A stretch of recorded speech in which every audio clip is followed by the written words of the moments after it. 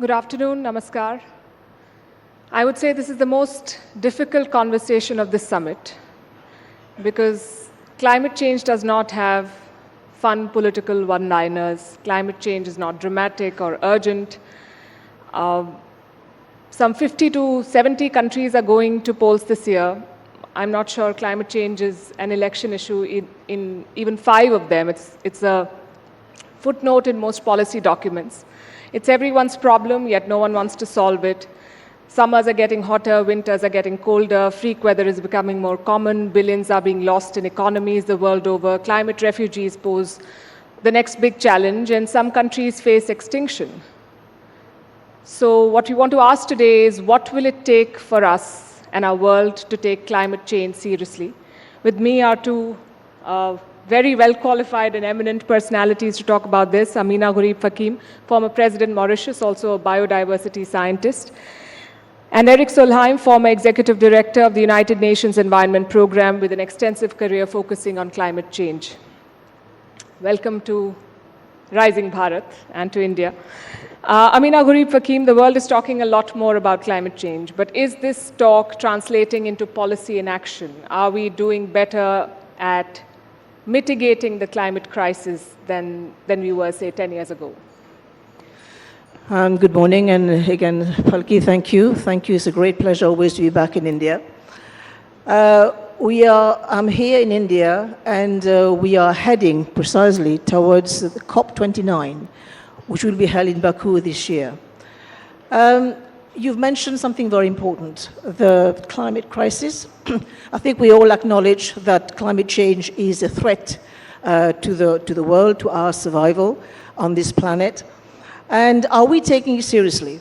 If we are to look at the crisis, the COVID crisis, I think it gives us an idea. It's a harbinger of what's to come in the future.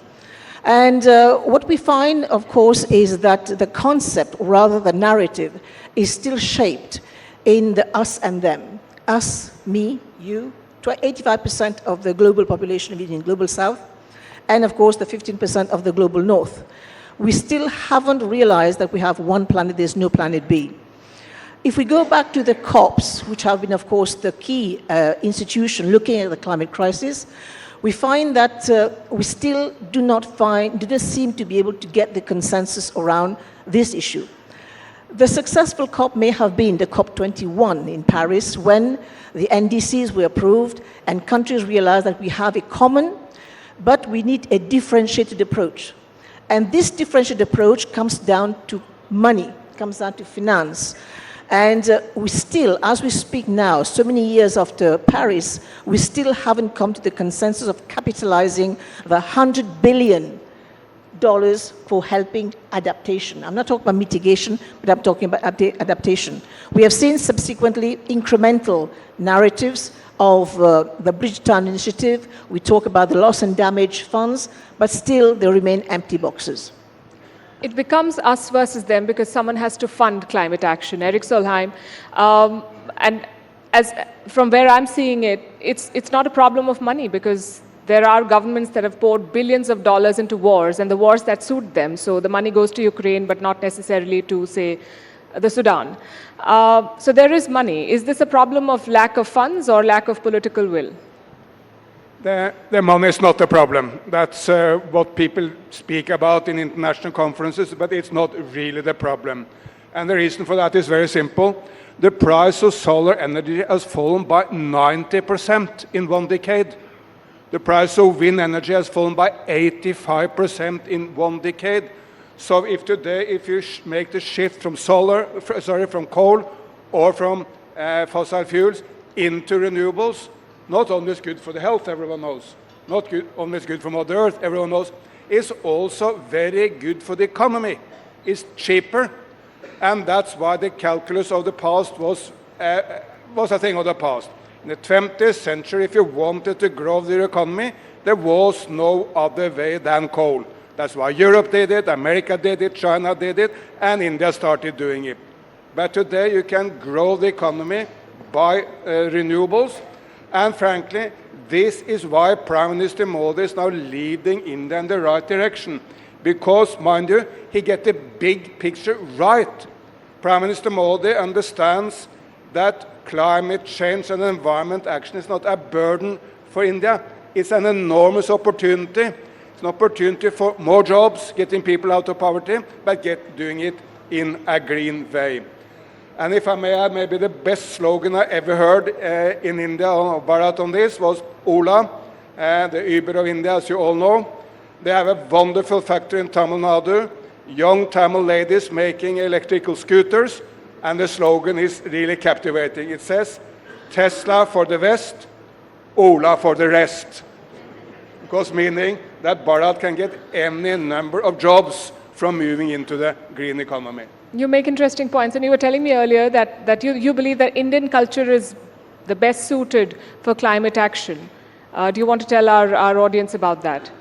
Sorry, Indian culture, you said, is better suited. Look, the old Brits had a, to put it mildly, very unfavorable view of the Hindu Dharma, or the traditional Indian culture. They saw it as a second-rate religion with any number, millions of gods, didn't take it seriously at all.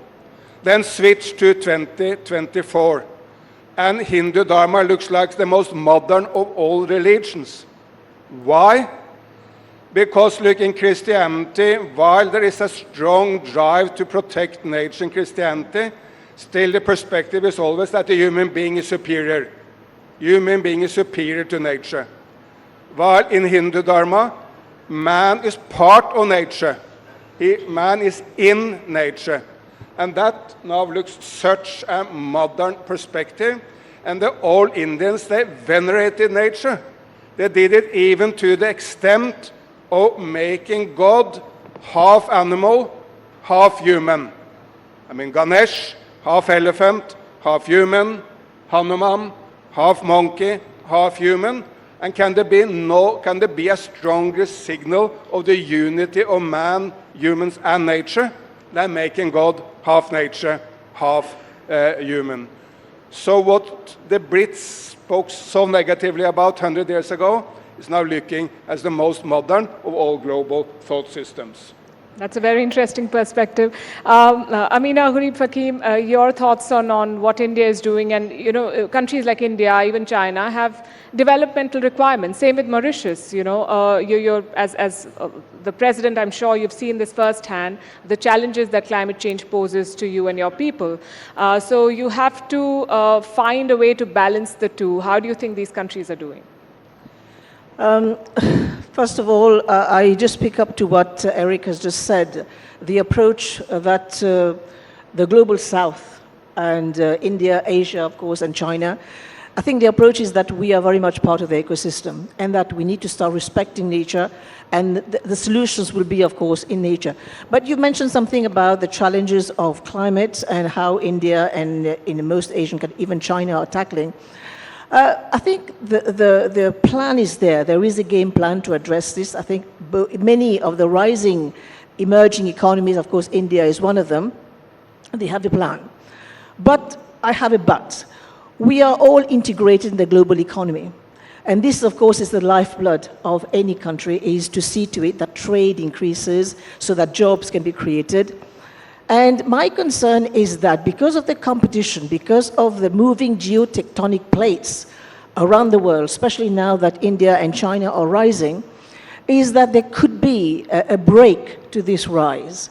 And the break will come because when we start tying down trade to the climate. It's a good point, but there is a downside to it. It can become a break. I mean, also have to bring in Africa, because this is where I hail from, is that there will be a tendency to link up trade to cleaner technologies. And those countries that haven't played catch-up, they will find big problems in terms of precisely benchmarking themselves to that level to see to it that trade happens.